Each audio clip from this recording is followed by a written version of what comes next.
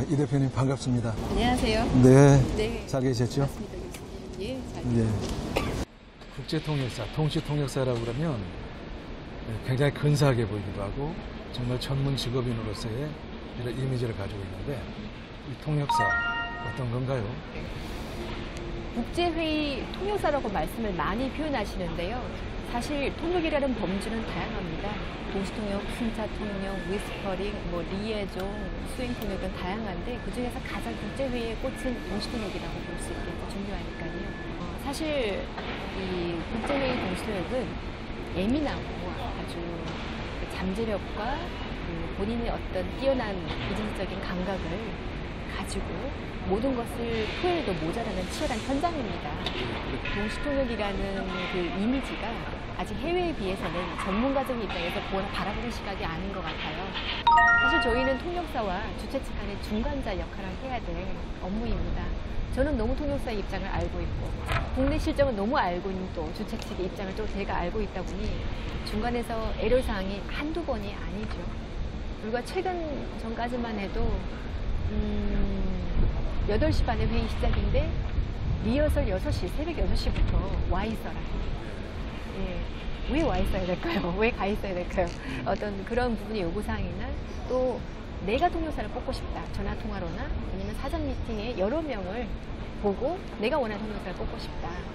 사실 통역이라는 것은 개인의 언어 능력뿐만 아니라 스킬이 필요합니다. 그 언어 능력과 스킬을 모든 거를 다 알고 계신 분이 면접을 봐야 되는 것이거든요. 근데 왜 면접을 보고 싶어 하는지, 그리고 부스 안에서 통역을 하는데 외모가 어떤가요? 여자였으면 좋겠다. 어떤 정말 나쁘게 말하면 도우미 수준의 어떤 그런 차원에서 통역사로 바라보는 경우의 시각들도 한편에는 있습니다.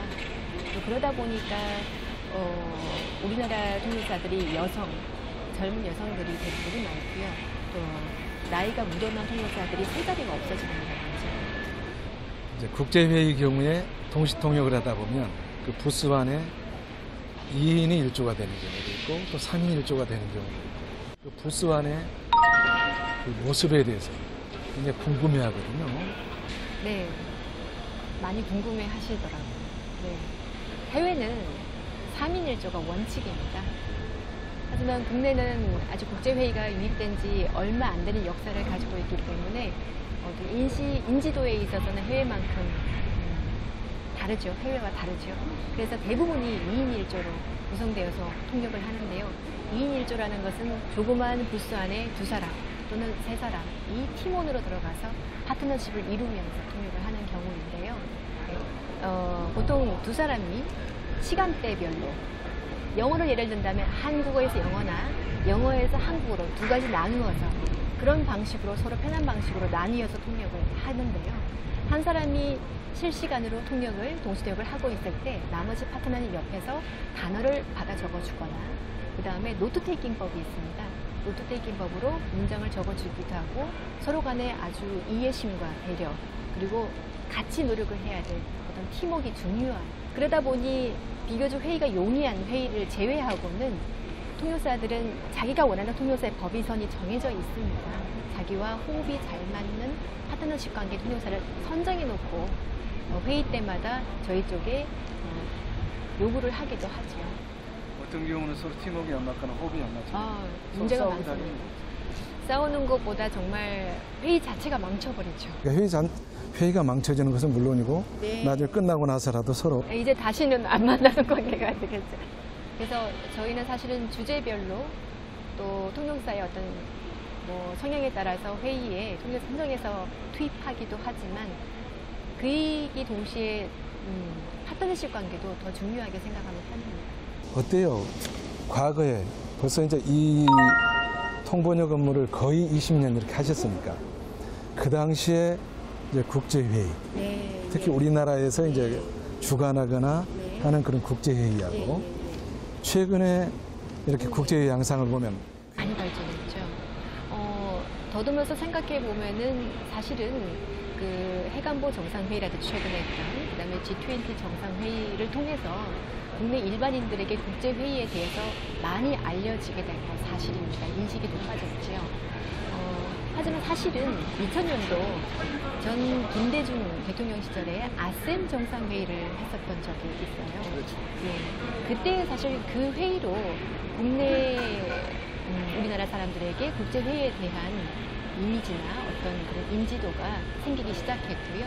그 이후로 그전보다 2000년도 이후로 국제회의가 국내에서 많이 개최되기 시작한 것 같습니다. 실제 봤을 때 아셈 정상회의 이후로 정부 부처별로 유엔 어떤 관련돼 있는 기구의 행사들, 에이펙 정상회의나 ADB 총회라든지 뭐 유네스캅, ILO, UNWTO 같은 그런 어떤 유엔 정부 기구, 유엔 기구의 행사를 국내에서 많이 유치하게 되었죠. 네, 그럴 때마다 해외 통역사들, 해외 수소 통역사들이 국내로 들어와서 국내 통역사와 같이 회의를 했던 통역관들인데요. 그 모든 회의 대부분이 유엔 기구에서 주도적으로 통역사를 선정하여서 데리고 와서 했던 부분이고, 국내에서는 한인 통역 부분만 같이 엮어서 했던 회의지인데요.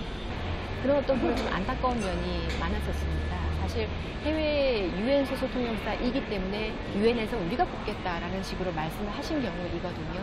하지만 그 유엔 소속 통역사라는 것은 단 한 사람만 소속인 것이고 모든 통역사가 유엔 소속은 아닙니다. 그 말씀은 그 한 사람이 해외에 포진되어 있는 동시통역사를 다 알아서 수급하고 선정해서 국내로 데려오는 경우였거든요. 우리나라 정부가 따라가는 입장이었죠. 하지만 그것은 바로 저희 ITRC 같은 에이전시가 해외 동료를 수급하는 형태와 동일한 형태입니다. 그래서 제 개인적인 안타까운 점은 그렇게 유엔 해외 정부 측에, 해외 기구 측에 의존할 것이 아니라 우리 정부도 주도적으로 해외 동료사를 적극적으로 수급해서 선정해서 진행하는 방법으로 전반적인 회의, 국제회의 전반적인 주도적인 주체적인 회의가 아니라 내실인 동시통역사, 국제회의 꽃이라고 불릴 수 있는 동시통역 부분에서도 우리나라 주체적으로, 주도적으로 회의를 진행하면 어떨까라는 생각을 해봤었어요. 그게 2000년도 이후로서는 해외 통역사들이 들어와서 통역을 하는 경우로 많아지는 어떤 변화도 있지만, 또 최근 또 들어서 그 이후에 어떤 어느 분기점일지 모르겠지만 최근 들어서는 이제는 유엔 기구에 의존하여서 통역사를 데리고 들어오는 것이 아니라 이제 국내에서도 주도적으로 해외 통역사를 섭외해서 어떤 통역사가 나을지 우리나라와 맞는 부분의 어떤 분야별로 맞는 통역사를 선정하여서 직접적으로 웬지에서 데려오는 경우로 이제는 빈도수도 생겨나고 있고요. 이제 역으로 해외 통역사들이 한국에서의 어떤 회의에 대한 인식이 심어지다 보니 해외 통역사들이 저희 쪽으로 영문의를 하는 경우가 있어요. ITRC 같은 경우에도 이제 문의가 들어오고. 한국에서 9월 달에 어떤 회의가 있는데 해외 통역사의 섭외가 필요 없느냐, 우리를 써달라. 또 어떤 문의가 들어오고 있죠. 그런 거 봤을 때 우리나라의 국제회의 위상이 좀 더 높아진 것 같다는 어떤 자부심도 느끼기도 합니다. 국제회의 이제 통번역을 이렇게 하시다 보면 네. 굉장히 다양한 주제들을 이렇게 다루게 되잖아요. 가장 인상 깊었던 그런 국제회의 주제가 있다고 한다면 어떤 것이 있을까 하는 것하고요. 그 다음에 앞으로 어떤 국제회의 주제들이 계속해서 나오게 될 것인가. 혹시 거기에 대해서 한 말씀 해주시면 좋겠습니다. 사실은 뭐 요즘 글로벌한 사회가 되면서 나라 간의 어떤 법률적인 부분에서 다뤄야 될 부분이 발생하다 보니까 사실 작년에는 법률회의를 많이 했었어요. 대검찰 총회부터 시작해서 법률 관련된 회의를 많이 했었고, 또 유럽의 금융위기가 오다 보니까 금융 쪽 분야의 통역이 축소됐죠. 고령화 사회가 되면서 생명 연장선에서 바이오 시밀러 같은 바이오 생명공학 분야라든지 의학 분야 같은 회의도 굉장히 많아졌어요.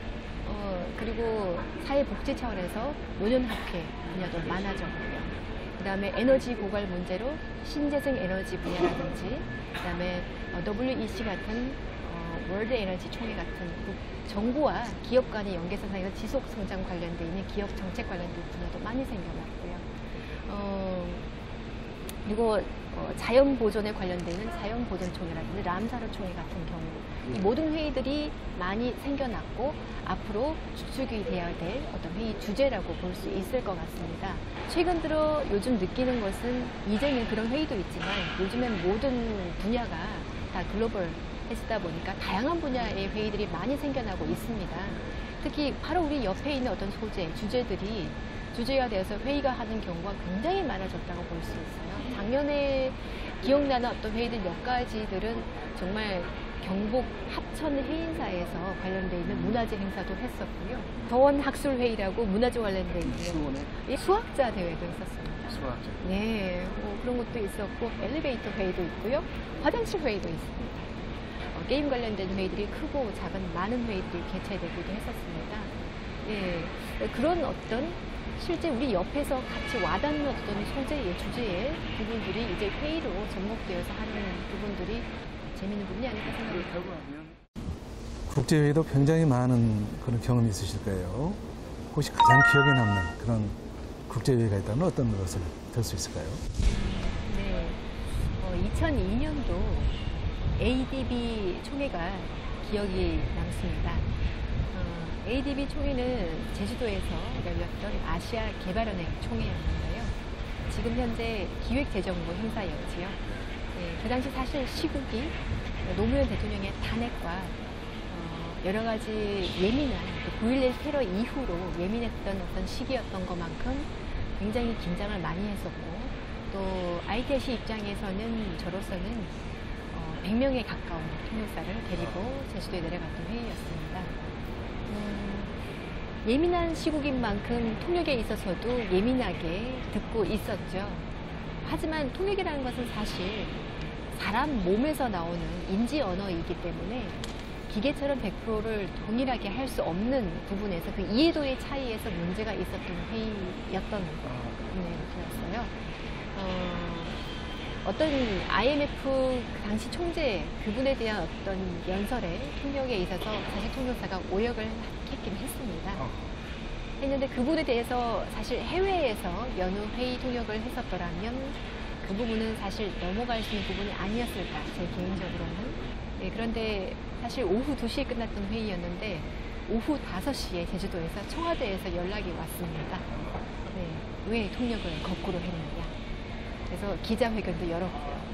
그 오역이 굉장히 중요한 어떤 오역의 동향이죠. 보통 아주 마이너한 것들은 수없이 이렇게 있을 수가 있는 거죠. 안 했는데 했다라는 표현으로 갔으니까요. 예, 그래서 사실은 잘못된 부분의 하나였죠. 어떻게 이 일을 해결해야 되는지 그 4시간 동안 저녁 늦게까지 해결될 때까지 그 시간, 4시간 동안은 피가 말리는 시간이었어요. 하지만 그 어필이 어떻게 잘 받아들여졌는지 다음날 아무 문제 없이 해결되었던, 무난히 넘어갈 수 있었던 부분이었는데 하지만 솔직히 우리가 통역을 하다 보면 그 정도 이상의 사실 실수도 있을 수 있고요. 직함의 실수도 있을 수 있고 사실 많은 어떤 부분이 사실 근데 그거는 사전에 노력해야 될 부분 중에 하나이지만 회의를 하다 보면 제반 자료를 주시는 고객도 있으시지만 없는 고객도 대부분이고요. 그러다 보면 실수가 있기 때문에 예, 그 부분에서 서로 간에 어떤 양기산산이 돼야 되지 않을까 싶은 그런 생각도 들고요. 정말 그때 어려웠던 회의 중에 하나였던 것 같습니다. 모든 통역사들을 어레인지하면서 그에 맞게끔 회의에 투입시키고 사실 에이전시 입장에서는 동시통역 하나만 하면 되는데 국제회의 통역의 모든 전반적인 부분을 그때는 다뤘던 회의다 보니까 해결할 수 있을까, 또 어떤 그런 오역의 부분에 큰 화두가 되었던 부분의 문제가 같이 엮어지다 보니까 정말 힘든 회의였던 것 같습니다. 자, 이제 국제회의 산업이 많이 커지고 있잖아요. 또 이 마이스 산업이 커지면서 사실 국제 통역사, 번역사에 대한 수요도 이렇게 늘어나고 있는데, 자, 어떻게 하면은 국제 통역사가 될 수 있을까요? 자격, 예. 사실은 말을 하기를 좋아하고 논리정연하게 말할 수 있는 기본적인 능력은 기본적으로 가지고 있어야 되고, 언어 능력은 정말 필수로 가지고 있어야 되지만 언어 능력이 뛰어나다고 해서 동시통역사가 되는 것은 아닙니다. 그것을 조리 있게 표현할 수 있는 어떤 능력도 있어야 되겠죠. 하지만 저는 사실은 노력하면은 그런 어떤 임무는 다 가능하다고 봅니다. 노력하는 자에게는 다 임무는 가능하겠지만 제 개인적으로는 사실은 동시통역이라는 것은 사실은 오랫동안 공들여서 숙성시킨 명품 타악기와 같다고 생각합니다. 명품 타악기. 네, 저는 개인적으로 사실 그렇게 생각합니다. 앰프만 연결했을 때 웬만한 퀄리티 재생이 가능한 전자악기하고 다르게 많은 준비와 조율이 필요하다고 생각합니다. 때로는 원하는 대로 되지 않을 때도 있지만 좌절하지 않고 노력하고 끝없이 부단하게 노력해야 될 자세도 필요하고요. 그만큼 본인이 나이를 떠나서 계속해서 항상 갈고 닦는 그런 어떤 노력의 모습이 필요하죠. 사실 현재 통역사들이 한시적인 통역사로서가 아니라 또 사회적인 어떤 포지션을 업그레이드하기 위한 도구로서의 통역사의 입문이 아니라 제가 말씀드린 명품 악기와 같은 어떤 마음가짐으로서 통역사의 입문을 꿈꾸었으면 좋겠고요.